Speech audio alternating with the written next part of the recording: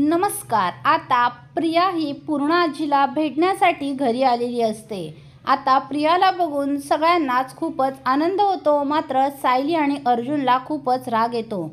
आता प्रियाची मैत्रीण अस्मिता तर गेलेली असते। प्रिया मनात म्हणते, आता ही अस्मिता तर गेली, मी आता या म्हातारीसोबत किती गप्पा मारू, काही प्लॅनिंग केले तर ही म्हातारी मदत पण करणार नाही।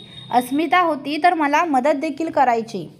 त्यानंतर अर्जुन सायलीला म्हणतो, बायको चल मी येतो, मी कामावरून आलो ना की तुला कुठेतरी बाहेर मस्त फिरायला घेऊन जातो। अर्जुन प्रियाला जळवण्यासाठी सायलीशी खूप छानपैकी बोलत असतो आणि सायली देखील त्याच्याशी एकदम गोड बोलत असते। दोघांचा एकदम सुखी संसार चालू आहे हे प्रियाला दाखवण्यासाठी, जळवण्यासाठी ते दोघं मुद्दाम नाटक करत असतात। तसा अर्जुन आणि सायलीचा सुखी संसार चालूच आहे, पण अजून प्रियाला जळवण्यासाठी ते नाटक करत असतात। तर आता लगेच अर्जुन निघून गेल्यावर सायली त्याला घराच्या बाहेर येईपर्यंत बाय बाय करत आलेली असते। आता सायली घरात येते तेव्हा प्रिया म्हणते, काय ती नाटकं, काय तो प्रेमाचा दिखावा। आत्ता मात्र असं म्हणतात सायलीला राग येतो। सायली लगेच प्रियावर धावून जाते आणि प्रियाच्या सटासट कानाखाली वाजवते आणि म्हणते, तुझी हिंमत कशी झाली आमच्या प्रेमाला नावं ठेवण्याची? अगं तुझी लायकी तरी आहे का प्रेम करण्याची? तुला कोणीच आपलंसं करू शकत नाही, तू कोणावर प्रेम करूच शकत नाहीस, कारण तू त्या लायकीचीच नाही आहे। तुला सर्वजण लाथाडतात। अगं प्रेम करण्यासाठी मन लागतं, ते मनच तुझ्याकडे नाही आहे, तू कसं प्रेम करणार गं? सायली प्रियाला खूप काही बोलते।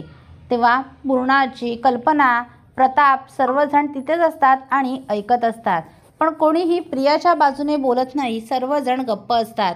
आता मात्र प्रियाला राग येतो। प्रिया मनात म्हणते, ही सायली मला एवढं फडाफड बोलते तरीसुद्धा हा म्हातारा, ही म्हातारी कोणच माझी बाजू घेत नाही आहे, असं कसं कोणच हिला उलट उत्तर देत नाही आहे, म्हणजे सगळ्यांनी हिला ॲक्सेप्ट केलं तर? प्रिया म्हणते, नाही, पण मी असं होऊच देणार नाही, मला आता काहीतरी केलंच पाहिजे। असं म्हणून प्रिया ही शांत राहते आणि सायली ही तिथून निघून जाते।